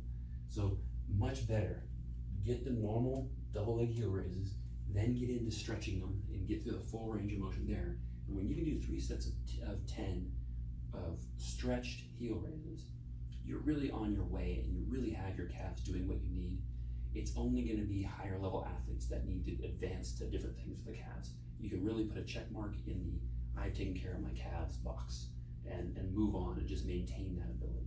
So avoid the temptation to do single leg heel raises. Bootstrappers are one of the best exercises you could ever do. This covers so much stuff. The unfortunate thing is that they're fairly advanced, and they're definitely the most advanced exercise in the rejuvenation program. They're just so effective that I've got to include them in here because they give you so much of what you need. They look like this. So it's a full squat and then a full stand up. Full squat, full stand up. So that you're full hamstring stretch at the top and a full squat at the bottom. Now, being able to do 10 of those is just extremely good for the body. It gives you the squatting range of motion, and it gives you that being able to forward bend all the way. Maintaining so much motion for you and really working the quads in a really nice way through that full range of motion for them. And the quads aren't just getting worked at the bottom of this range of motion, so the quad muscles getting worked way at the bottom of full squat, but you're actually working against the tension in your hamstrings at the top. So you're getting this full range of motion quad workout that is very hard to match in any way. Obviously, if you were like loading up a bar with a bunch of weight and doing back squats, yes, you can get things stronger doing that, but you're not actually getting the full range of motion doing that. So there's some drawbacks, and bootstrappers just give us so much. The problem is very few people can do those. So we have to find a way to make them easier for you, or to break it down into an even simpler exercise. Got to talk about just the importance of hamstring flexibility. This is just so important to be able to have that range of motion in your hamstrings, protecting the low back, helping the knees stay healthy, making it just so much harder to get hurt if you've got that range of motion. So we need that, very, very important, to open up the hamstrings. We also need this range of motion, this ability to squat all the way down, to be able to have the suppleness in the knees and in the ankles and in the low back and in the hips, to be able to get down here and be comfortable. So bootstrappers develop those two things, and they maintain that for you. I just do 10 of those every day and just keep that range of motion, and I plan to keep it the rest of my life. I'm just going to keep that. So bootstrappers have a lot to offer, but they are a challenging thing to work towards. And the way to build to this safely is to break it down into 2 exercises, which it kind of is. It's the hamstring portion and it's the squatting portion. And most people can't do either one, but especially put them together, they can't do it. So we're going to break it into 2 exercises and then put it together. Since we do 3 sets of these, the first set will be a hamstring focused one. The second one will be a squatting focused one, and the third one will attempt to put them together. So for the hamstrings, you'll need to find something that will work for you. Now, it might be your bed, something like this high. It might be a chair like this. It might be a little step down lower. Maybe you can do it on the ground, but with a fist. So that what you want is to find something that when you put your hands flat or in a fist, you get a mild stretch in your hamstrings. So, I'm just going to demonstrate it from here for you. But we'll just say that, let's just say I get a gentle stretch. When I bend forward with my knees straight and put my weight into my hands, I get a mild stretch here. I don't, but I'm just going to pretend that I do to demonstrate this for you. So maybe your object is this high, maybe you're going off the ground like this. Whatever gives you a mild stretch. And then you bend the knees a little bit, straighten it back out. Bend the knees a little bit, straighten back out. Bend the knees a little bit, straighten back out. So you're going through that end range of the bootstrapper, the top part. So you might start with a chair like this. You might get down to a step at some point and be doing it from there. You might get to where maybe you have your fists on the ground, and then hopefully to where your hands are flat at some point. But it's still extremely valuable no matter where the height is to be able to open up those hamstrings. Now, the danger of a hamstring stretch, and this is true for almost every single hamstring stretch that's out there, is danger to the low back. This position, bending forward, is so dangerous for the low back. It puts a ton of compression force through the low back while you're also bending it forward, and which is a risky position, and the whole weight of the upper body is hanging on the low back here. So you're asking your low back to hold up the whole weight of the upper body while you're trying to let the hamstring stretch. It's not a very good idea. It's a great way to get hurt. So this basic toe touch kind of thing that people do is highly, highly risky for the low back. Sitting hamstring stretches that so many people do with this kind of thing. Sitting puts so much compression through the low back, it's like deadlifting 100 pounds off the ground. So this is not a very good position to do your hamstring stretches from. The good news is that a hands and knees position puts almost no compression through your low back at all. So that, and the reason for this is that the weight of your upper body is supported by your hands. So that's why this position is so safe. This is a very safe position. The weight of the body is supported through the hands. That's what we want to do with our hamstring stretch. That's why bootstrappers are such a great exercise, because we're resting the weight of our upper body into the chair right here. So now the risk to the low back has gone down dramatically. There's almost no risk to the low back. And so you can safely stretch your hamstrings here without risking your low back. So you always want to use an object that allows you to put the weight of your body into the ground through your hands, so that you're evenly spreading out the weight and your low back isn't taking the tension. So I don't know if I can scream this loud enough. Use an object that you could put your body weight into in order to do this exercise. If you're not doing that, you're going to get hurt. And the whole point of rejuvenation is to not get hurt. This is how you prevent getting hurt. If you use something that's too low for you, and just because you want to make progress, you're going to get hurt. If you use something that's the right height for you, and you actually can get a gentle stretch without risking your low back, you'll make progress very rapidly and all of a sudden be down on the floor instead of hurt right away because you weren't listening to this important point. Put all your weight into your hands if you're doing this exercise. So that's the first set. It will be bootstrappers. We'll call them hamstring bootstrappers. It's bootstrappers but focused on the hamstrings. Now, the second set of bootstrappers will be focused on the squatting portion. And if you can get down all the way, great. Most people can't. So what you want to do is find a sturdy, solid object.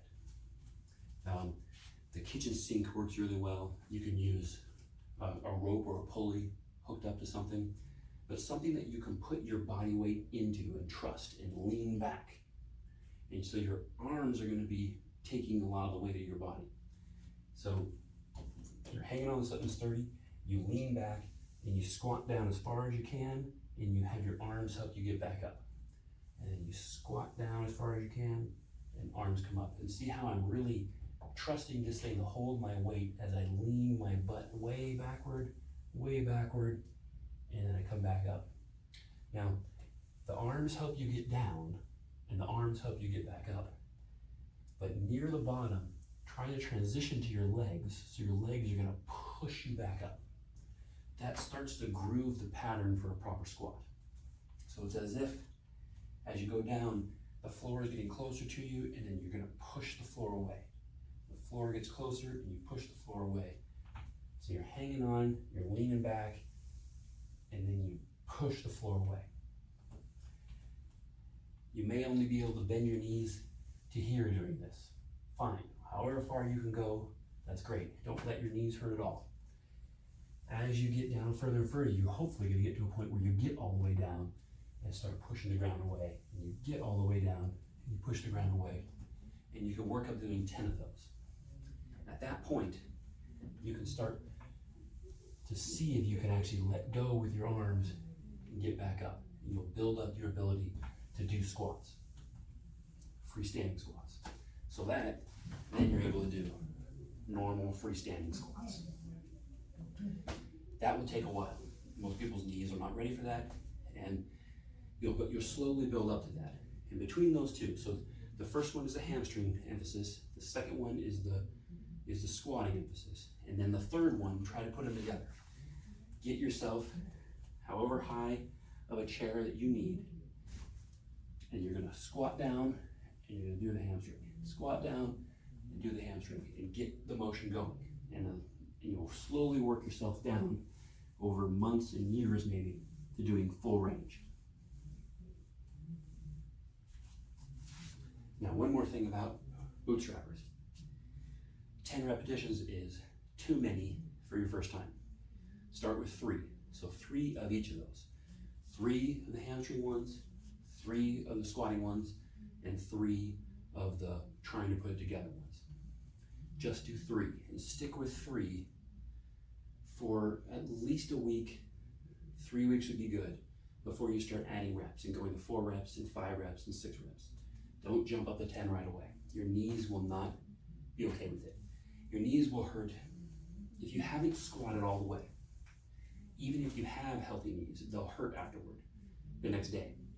And that's just because some of the cartilage is rubbing across other cartilage it's not used to doing, and it will get a little bit inflamed, and so you'll be sore and hurting, and that will throw off your movement patterns and cause problems. We want to avoid that if at all possible. So 3 reps, stick with 3, let your knees get used to it, and then slowly build up to 4, 5, 6, 7, 8, get yourself to 10. But take your time with that. There's really no rush. Bootstrappers are going to take you a while anyways. So take your time with them, let them do their job. They're one of the most effective exercises you can do, but really respect them. They're the most complicated, most dangerous of the exercises, but they're so effective, they're really worth your time. Our 9th exercise is single leg balance. Balance is another one of these, arguably the most important things we're going to do in rejuvenation. It's also a bummer because it feels like it's not doing anything for you. So this is the exercise that gives you the least sense that you're doing something worthwhile and might be the most important of them. So you're going to have to just trust that this is important. But every day we are all losing our balance. The older you get, the worse your balance gets. And falling when you're older is one of the most common ways to get in really big trouble and end up even dying. A common pattern is to fall, break your hip, now you're on bed rest for a couple weeks. Because you're on bed rest, you're not breathing enough, you end up getting pneumonia in your lungs and you die. Not an uncommon pattern for a lot of people. So maintaining your balance is just one of the most critically important things you can do. And it's so easy. It's so easy just to do it once a day and just keep your balance. So, and people can make this very complicated. There's lots of different balance exercises and thousands of things to do. It's really simple just to stand on one leg and work on your balance. It's really a simple thing to do, and it doesn't take much. Now, a lot of people do not have good enough balance to do that. So just have a hand or 2 right near the wall so that you can grab it. Standing on just one leg is all you really need to do to really work on balance. Once you can get 10 seconds on one leg, and you can do both, obviously. So do 10 seconds on one leg and 10 seconds on the other leg. When you can do that easily, and most people, unless you're really compromising your balance, that's going to be pretty easy for you. Once you can do that, though, advance to the second level, and that is to close your eyes while you do it. So eyes closed. Oh, I should say, have your arms folded across your chest like this. This is not an exercise where you want to be doing all sorts of things like this with your arms to balance you. This is not about arm balancing. This is about ankles and hips doing their job. So you fold your arms like this and get your balance in. Do not advance unless you can do what I'm doing right now, which is just kind of like you could yawn as you do this. This is easy. So if you can do 10 seconds with eyes open, then level 2 is eyes closed. So it definitely gets more challenging with eyes closed. And notice that you just tap your foot to get your balance back. So you're standing here, don't wrap your foot around the other one, just have it ready if you need to tap it down, regain your balance, And if you work at it enough, you'll be able to easily do eyes closed and just 10 seconds on each leg, no big deal. You wanna look classy when you're doing it, not jumping around all over the place.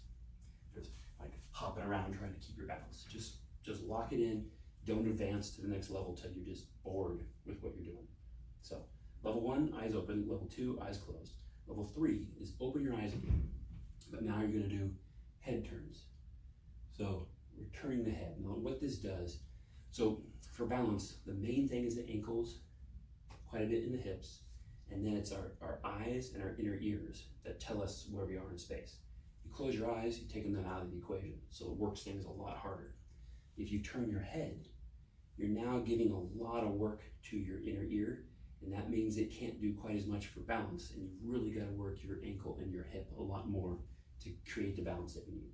So that's why we advance to head turns, which you'll see really make it a lot harder. So going back and forth, maintaining that balance with the head turns. So that's level 3. Level 4 is to combine those together. So eyes closed and head turns. This is very hard. So eyes closed, head turns. I tap my foot, lose my balance, tap my foot. But if you work on this consistently, you'll get to the point where you really can maintain this and get a good 10 seconds in each direction or each side. That is really what we might say is like Olympic level balance, but get to the Olympic level balance so that you really don't fall in that trouble. It's such a great way of preventing those falls, but there's so much more than preventing falls. It works the ankle stabilizing muscles. It really helps stabilize the ankles, which are where we meet the ground. So it keeps us upright. If you're doing anything athletic, anything manual labor wise, your ankles just know where they are and they can just do what they need for you. Same thing with the hips. It really works the hip muscles and keeps the little tiny muscles in there alive and doing their job. They fine tune everything. It keeps the hips really healthy. If the ankles and the hips are really healthy, the knees in the middle, which are usually destroyed by hip and ankle problems, all of a sudden the knees are much healthier. And if the whole leg is doing better, it takes pressure off the whole body. So now the low back, the mid back, the neck, the arms have a lot less work to do because the legs are doing their job. So this balance and getting good at balance is such a crucial thing to have for the health of the whole body and for just preventing falls when you get older. The big test in balance is, can you stand on one leg for 30 seconds and the other leg for 30 seconds? That's what the research has been done. And if you can't do 30 seconds on each leg, you're at fall risk or high fall risk. The reason I want you to only use 10 seconds for these exercises is that we're doing them daily over and over and over again. It's very easy to tire out the ankle and especially to tire out the hip muscles if you end up doing 30-second long holds on each leg consistently. So we do not want to create fatigue in the body. And so the reason I want you 10 seconds is that's very unlikely to cause fatigue if you're only doing 10 seconds. 30 seconds, pretty high level of fatigue. So don't run that risk. Just do 10 seconds on each one. If you got 10 seconds eyes closed with head turns, you for sure have 30 seconds with your eyes open. So just get through the 10-second stuff and work your way up rather than going longer and longer.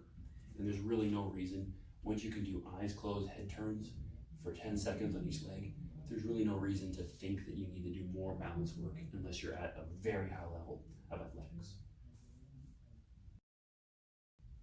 The 10th and final exercise of the rejuvenation program is knee lifts, which is very simply just lifting the knee and putting it back down. Lift the knee, put it back down. Seems like a very simple exercise. It's an amazingly overlooked exercise though. It's extremely common to work the muscles on the back of the legs. So squatting motions, deadlifting motions, cleans, running works the backside very nicely. And it's just become very popular now to work what people call the posterior chain. But what's overlooked is the anterior chain, which is the opposite side. The muscles in the front, they do not get exercise very often. We don't do much to actually exercise those muscles. And they are some of the tightest muscles in the whole body, the hip flexors. Everybody has tight hip flexors. One of the reasons that you have trouble doing the bridge motion to open up the hips all the way is that the hip flexors are too tight. And just like the calves, we talked about with heel raises, that the reason calves are so tight is that they're too weak. Hip flexors are in the same situation. We never exercise these poor guys. They never get what they need to get strong enough so that we don't overload them and they tighten up. So people stretch their hip flexors all the time and get nowhere. If you strengthen them, even this gentle kind of strengthening, like just lifting the knee, you'll be amazed at how much stronger they get and then how much more supple they get. They just open up all of a sudden. So this is a very overlooked exercise, the idea of strengthening these muscles. And it's also extremely important to know that this hip flexing motion where you lift the knee up is what we use when we walk, and is what we use when we're kicking something or if we're running. It's a part of the running motion. But because we don't use it enough, people end up overworking it with running all the time, and so it gets really tight. Runners have crazy tight hip flexors. This gentle exercise can build you up so that you're gonna have the ability and the freedom in here and the strength you need to be able to start jogging and running without causing low back problems, without causing hip problems, without causing knee problems. So it's such an easy exercise, but it gets completely overlooked. And because it's so overlooked, this is another one of those exercises that is far more dangerous than it looks. You're probably not doing anything right now, even if you work out quite a bit, to work your hip flexors. So if you just jump in here and just start blasting them out, you're gonna get hurt. You're gonna get low back pain, hip pain, or knee pain. Hip pain, if you get the front of the hip flared up, it's really hard to calm that down. And if you get some low back stuff from this, you could be in pain for months. So it's extremely important that you only do a few repetitions. This is one of those that you really only want to do 3 on the first day, which is going to seem like you just did nothing. I just did it right there, 3 reps.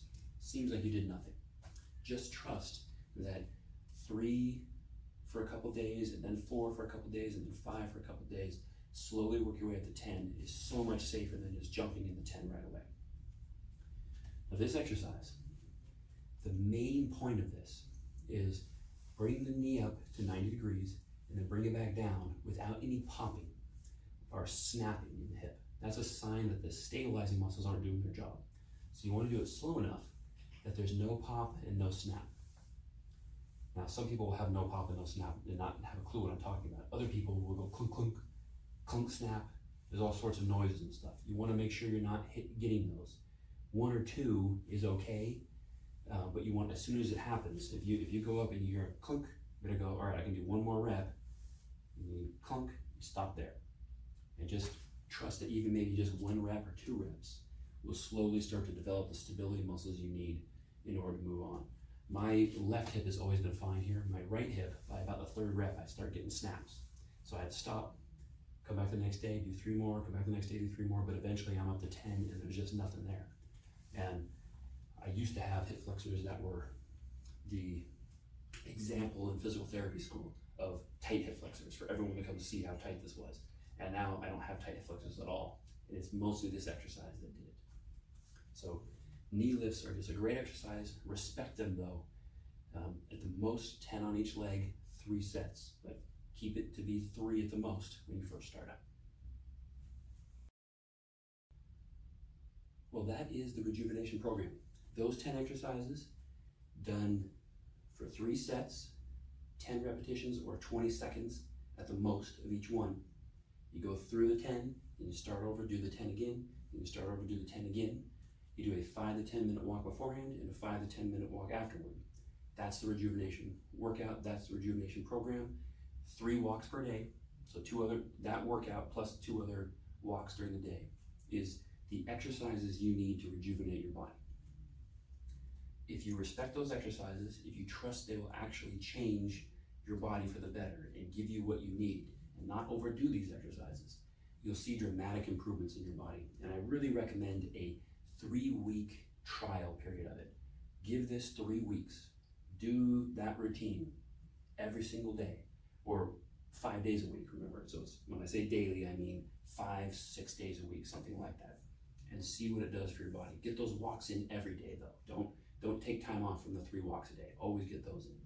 But do the workout 5, 6 days a week.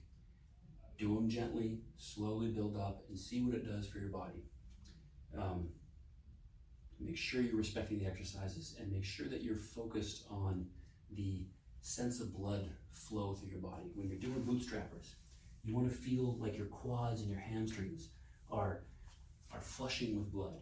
When you're doing the trunk twist, you want to feel that your trunk is opening up and moving and there's blood flowing through it. When you do rows, you want to feel blood pumping in back here. When you do the neck rolls, you want to feel your neck warming up. It's a thorough warm-up for the whole body.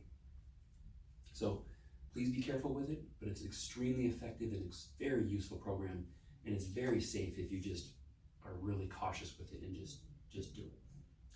Now, each of these, the 10 repetitions or 20 seconds, means that each set takes about 20 seconds. And you're doing 30 total sets. That is a 10-minute workout. It is not a big, huge undertaking to work through it. So you just, yes, at the beginning, when you don't know the exercises, it will take you longer, but it may even take 30 minutes at the beginning. But just realize that it's going to be pretty quick pretty soon. I do it in 10 minutes. I go for a walk, I do 10 minutes of the workout, and I go for a walk, and I'm not rushing through them. It's very gentle, it's very easy, it's very flowing once you get the hang of it. So it's very quick. You just go from one exercise to the next. You just go neck rolls to planks to bridges, work your way down through the 10 exercises. When you do your knee lifts, you switch, start back over at the neck rolls and do them again. And each one is about 20 seconds, and you're just going through them. There's really no reason to rest between sets because you're working different muscle groups, and we're not working them very hard anyways. You just go through those 3 sets and let the body rejuvenate. So that is the rejuvenation program. Remember, this is the exercise components, but there's diet and there's sleep are equally important or even more important. So make sure that you're taking those things seriously as well. But give it a 3-week period of really focusing on those 3 things and see what you can do to rejuvenate your body. I'm going to demonstrate the workout, go through all the exercises in a more realistic mode. So I'm actually doing the workout right here, so you can really see what it looks like to just go through the 10 exercises. So here we go. Neck rolls are first.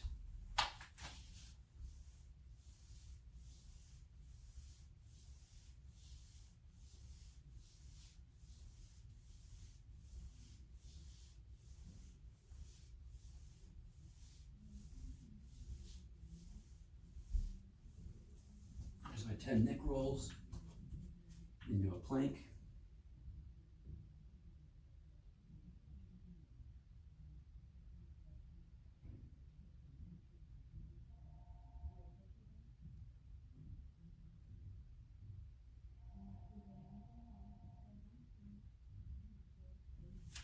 Seconds of a plank, and now 10 bridges.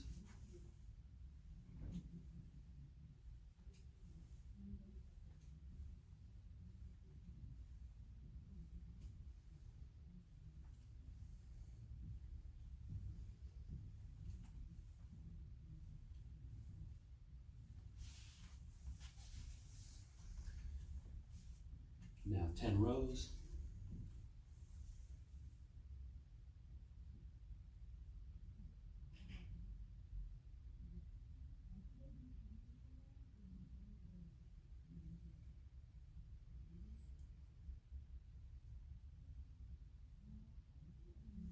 And 10 presses.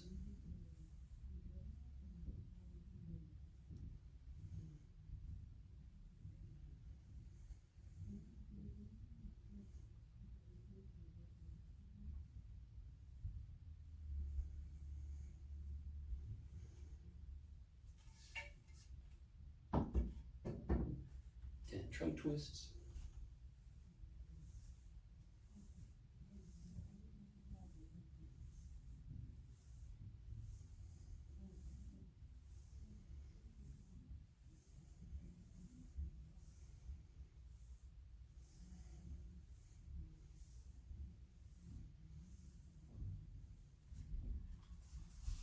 heel raises.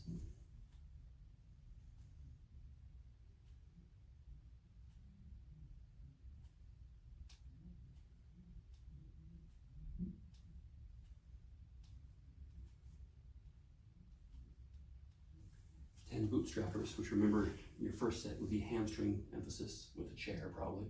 Second set would be hanging ones where you're hanging on to something and doing squats. And the third one is normal bootstrappers.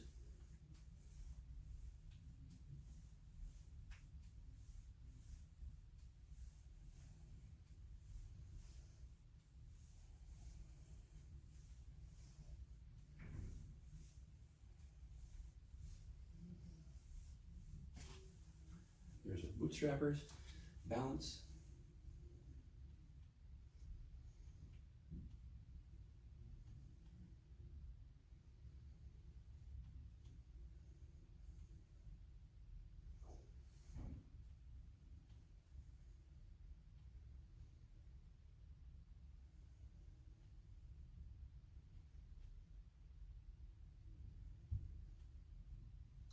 And then knee raises or knee lifts.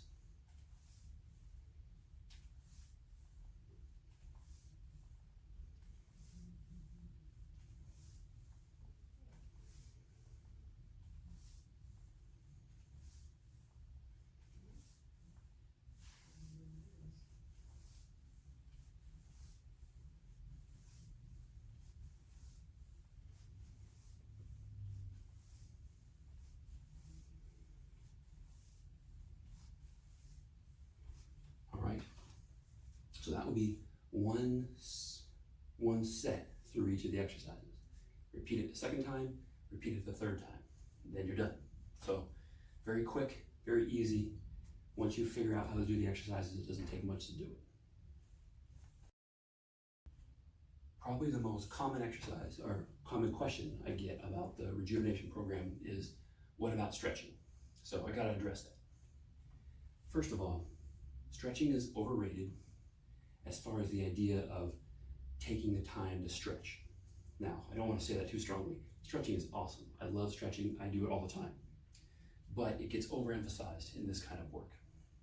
And you got to understand that we are doing stretches the entire time. All 10 exercises are stretches. When you do a trunk twist, you are stretching your trunk. When you do a row, you are stretching your pecs at the very end point. When you do an overhead press, you are stretching your shoulder blades at the very end. When you do bootstrappers, a squatting motion, and the hamstring stretch, everything we're doing is a stretch. So it's not like we're not stretching. You're getting the full range of motion of your whole body during this.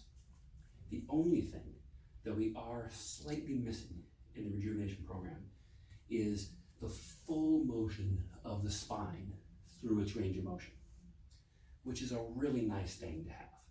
And so there are 3 stretches I suggest you add to the rejuvenation program to do them at the end. This is far less important than the rest of the stuff. So if this at all seems like a burden, don't add it on. It's way more important that you do the other stuff. But if you have the time and you enjoy it, and these stretches are just, they feel good. So everyone really will benefit from them. But get the other exercises in, they're more important. But these 3 stretches are great. And now I have a thing I call the 5 stretches everyone should do every day. The 3 of them will be the stretches I'm about to show you. The other 2 are bootstrappers, which you're already doing as part of the rejuvenation program, and heel raises, which you're already doing. And heel raises are mainly is when you get to the point where you start dropping it below, where you're on a step and letting it stretch at the bottom and back up. Those 2 you're already doing as part of the rejuvenation program. These other 3 are just really nice to do. You gotta understand too, that stretches are far more dangerous than they are given credit for. People think, oh, stretching is no big deal. Stretching is not no big deal. It's very easy to get hurt. I have hurt my own low back at least 6 times being too aggressive with stretches. So it's extremely easy to do it. And I have patients all the time who are hurting themselves with stretches.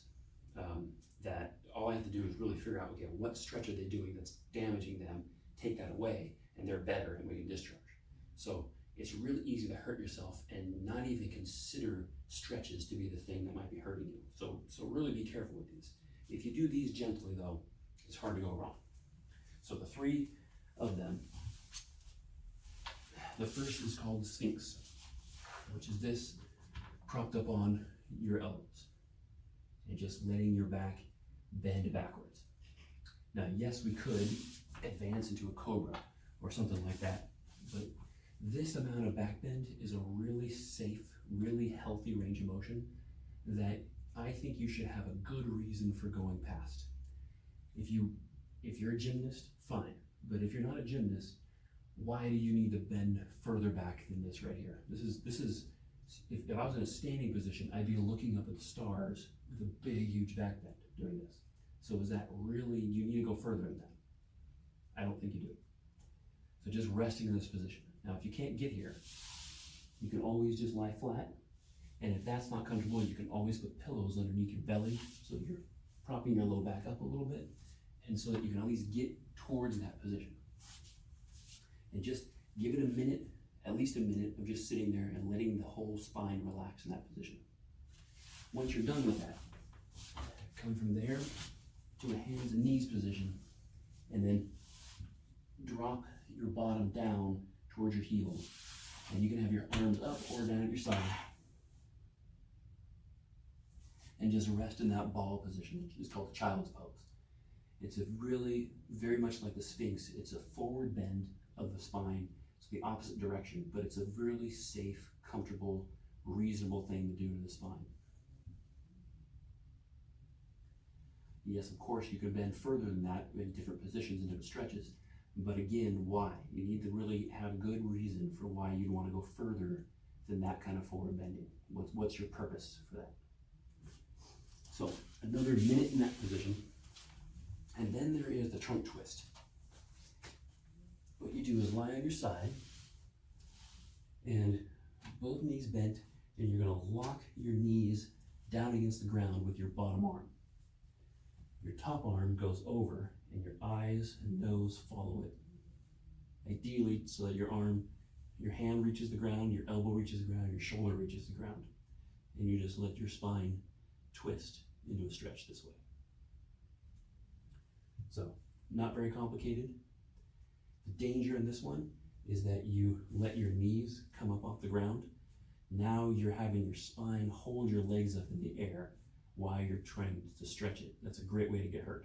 So lock these down and only go as far as you can, which might mean to here, it might be even less than that, it may be all the way down, whatever it is, just let it stretch out for a minute there and repeat it on the other side.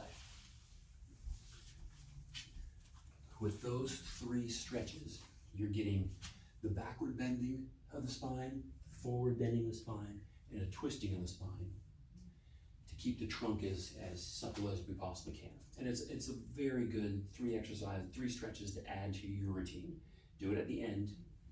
It's a cool down kind of thing. It should be very gentle. 1 minute of each one would take you 4 minutes. So the Sphinx backward bending, the child's pose forward bending, and then a twisting motion to each side would be 4 minutes. So 4 minutes of your day, big payoff for the suppleness of your spine and worth your time. There's such a nice payoff from just stretching everything out, not just in the suppleness that you gain, but there's a relaxation effect that spreads through the whole body, and you get a really nice relaxation out of it, especially after you've done some work. So you've gone for a walk, did your 10 exercises, took another walk, and then did some stretches. The relaxation effect can be really profound, and there's such health benefits just from that alone that I would recommend putting those in. The other extremely common question I get, maybe objection I get to the rejuvenation program is, but I want to do more fun things, or this is not exciting enough, or this won't get me fit enough. This won't pay off enough kind of thing. So we got to answer those separately, because fun is a big one. It really depends on what you're looking for, right? There's no reason not to then go do some more fun physical activities in addition to this, but I wouldn't make it your workout. I wouldn't go into that stuff with a workout mentality. Like, let's say you want to do boxing or something like that. There's nothing wrong with that. It's only that it's probably going to hurt you. So you gotta weigh it. What do you want? Do you want to rejuvenate? Then try a rejuvenation program. Are you feeling decrepit? Then try the rejuvenation stuff. If you're not, then go with the other stuff. So the rejuvenation program is for those who are feeling like things are stiff, things are tight, things are off, something's not right, I'm hurting all the time. That's what rejuvenation is for. People who are feeling decrepit. Everyone else, go do what you want. But when you get hurt, you end up here. It won't get me fit enough. Well, I would argue otherwise, that this will strengthen your muscles. There are ways to advance it, which I hope to teach in another seminar soon, of how to take these exercises and build them to the highest levels we possibly can in a safe step-by-step method, rather than just jumping into the advanced exercises. So I would say these exercises can build up to make you quite fit. The other part of this too is that if you jump into, let's say you want to get really fit and you're doing deadlifts, but you don't have the full range of motion to actually bring your hips all the way open, you're going to throw out your low back. It's like a foregone conclusion. So who's really going to get more fit? The person doing rejuvenation and slowly getting themselves ready to do those kind of things, or the person who jumps into doing deadlifts and maybe gets 2 months of getting more fit and then gets so hurt they're out for 6 months? Who's going to actually make more progress? I would suggest it's actually the rejuvenation thing that lays the foundation for what you need, and you don't need to hustle into this stuff. So having more fun, getting more fit, you've got to decide what are you aiming at right now and make that decision. The real drawback to rejuvenation is that it is not that exciting, but it starts to feel exciting when you start to notice your body feels a lot better and you're moving a lot better and you're not hurting all the time, and you have the freedom to go do some stuff that you didn't have before, and then when you do it, you don't end up beat up the next day.